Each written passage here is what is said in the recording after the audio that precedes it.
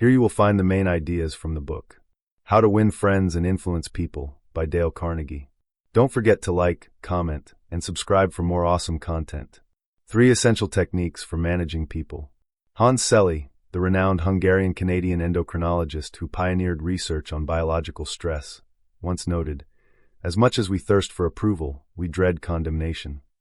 This fundamental insight forms the backbone of Carnegie's 3 key principles for effectively handling people, which serve as the foundation of his broader philosophy and outlook on human interaction.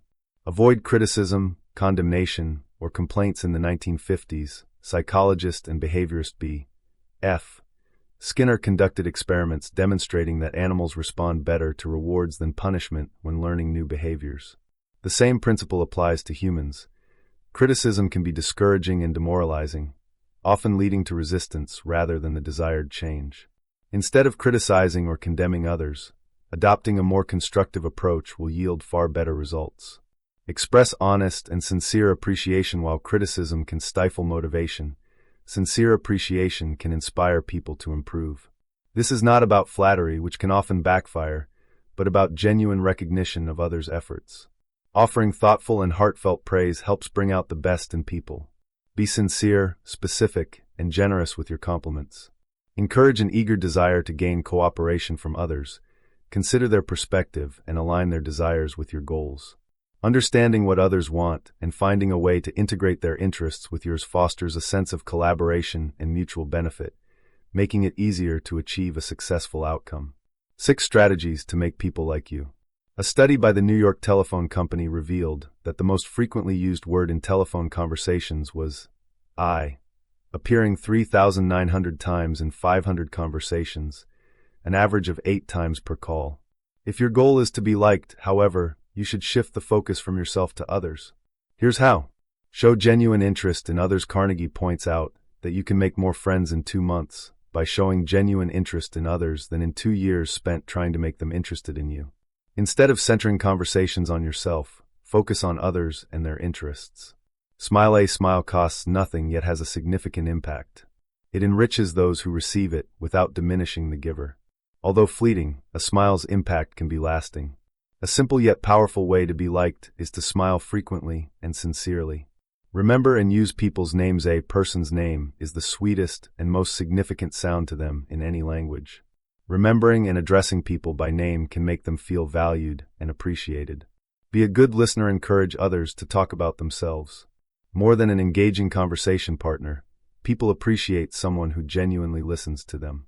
Listening demonstrates care and interest in what the other person has to say. Speak in terms of their interests. Before meeting someone, Theodore Roosevelt would study subjects that interested his guest. He understood that discussing what matters most to someone is an effective way to build rapport. Make others feel important. Genuinely, most people believe they are superior in some way. A powerful way to connect with them is by acknowledging their importance sincerely. A few kind words can have a profound effect on someone's confidence and outlook. 12 methods to persuade people to your way of thinking. 17th century poet Samuel Butler once observed, "A man convinced against his will is of the same opinion still." To effectively persuade others, you must guide them toward your perspective subtly and tactfully. These principles can help. Avoid arguments. Even if you win an argument, you might lose a relationship. The best way to handle disagreements is to avoid direct conflict whenever possible. Respect others' opinions. Never say you're wrong. Telling someone they are wrong often provokes defensiveness rather than understanding. Instead, approach conversations with diplomacy and tact. Admit mistakes quickly and clearly. When you're right, be persuasive yet gentle. When you're wrong, admit it immediately. Honesty builds trust and credibility. Start on a friendly note. As Abraham Lincoln wisely said, "A drop of honey catches more flies than a gallon of gall." A friendly demeanor fosters receptivity. Lead with questions that elicit yes responses. Socrates mastered this technique, guiding others to conclusions through small, incremental agreements. Gaining initial consent paves the way for broader acceptance. Encourage others to speak. People prefer talking about their own thoughts rather than being lectured. Ask questions and let them share their perspectives. Let others believe an idea is theirs. People are more committed to ideas they believe they arrived at themselves. Frame suggestions in a way that allows others to take ownership of them. See things from their perspective. Even if someone is wrong, Understanding their viewpoint helps in finding common ground and fostering productive discussions. Be sympathetic to their desires. Acknowledging someone's feelings can diffuse tension. A phrase like, "I completely understand why you feel that way," can be disarming and persuasive. Appeal to their higher values. People like to believe they act out of noble intentions. Align your argument with their values to make it more compelling. Dramatize your ideas. Simply stating facts isn't enough. Present your ideas in a way that captures attention and stirs emotion, much like movies and television do. Issue a challenge. People are often motivated by competition. Framing a task as a challenge rather than an obligation can drive engagement and enthusiasm. 9 principles for effective leadership and influence. True leadership involves guiding others without creating resentment. These principles help influence people effectively. Start with praise and appreciation. People are more receptive to constructive feedback when it follows positive reinforcement. Highlight mistakes. Indirectly avoid blunt criticism. Instead, offer subtle guidance and critique privately, not publicly. Acknowledge your own mistakes first. Admitting your own shortcomings before addressing someone else's fosters trust and openness. Ask questions instead of giving orders. People respond better to suggestions than directives. Encouraging input creates cooperation. Help others save face. Embarrassment damages self-esteem. Protecting someone's dignity strengthens relationships and trust. Praise even small improvements. People thrive on encouragement.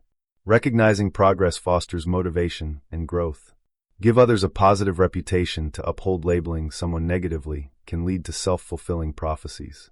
Instead, reinforce positive qualities and expectations. Use encouragement to make change seem easy. Labeling mistakes as insurmountable can be discouraging. Instead, frame them as solvable challenges. Create enthusiasm for your suggestions. People are more willing to comply when they feel good about what they are doing. Final thoughts. How to Win Friends and Influence People remains the most impactful and enduring self-help book ever written.